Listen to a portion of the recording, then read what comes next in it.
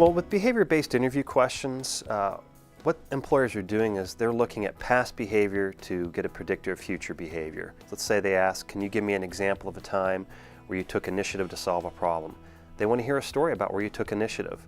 And you need to organize that using the STAR technique, where you can talk about situation, task, action, and result. What I see a lot of students tend to do is they'll tell us a great story and forget the results. That's like watching a great movie and not seeing the ending of it.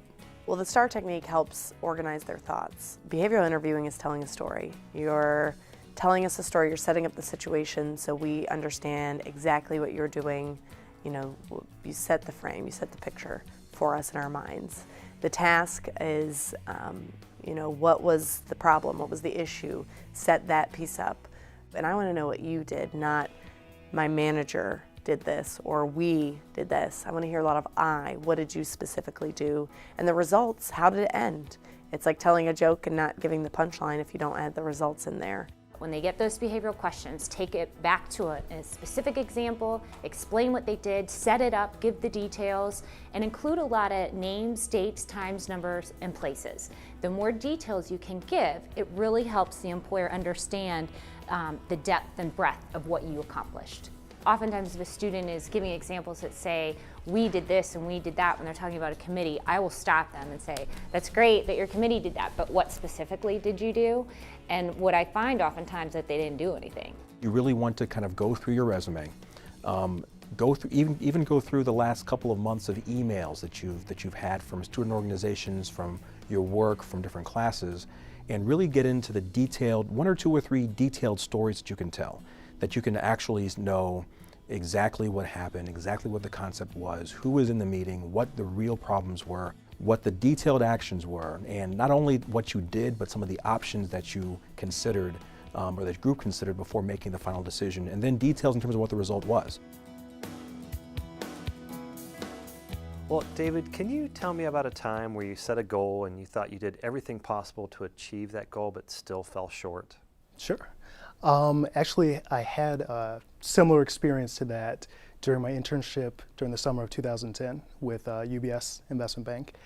I was working in their global healthcare group, and really one of the first type of tasks that we had was working with one of our major clients on a merger model. So we were doing a pitch for them and coming up with a hypothetical merger situation.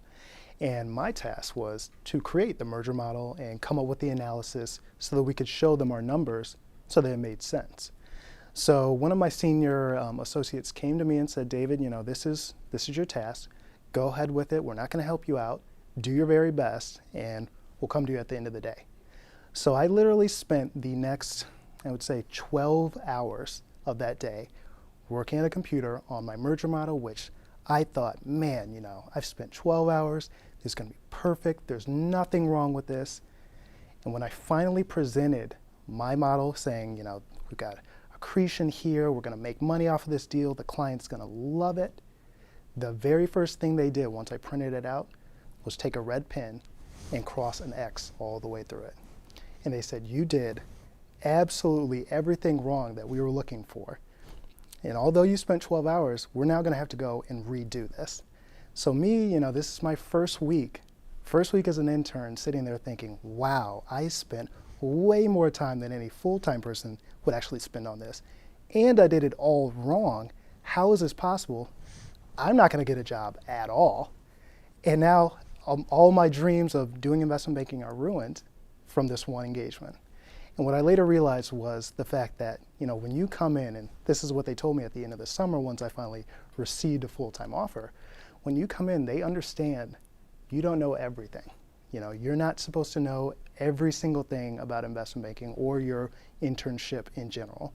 When you come in, they want to see that you are putting forth the full effort, you're going above and beyond, and really trying to do your best in terms of what they show you and what they want you to do. So at the end, that same senior analyst who crossed an X directly through, which, you know, I will admit it was incorrect, my work, he later said, you know, David spent half of a day on this model. He didn't give up, he was determined, he was confident in his work and what he thought was right.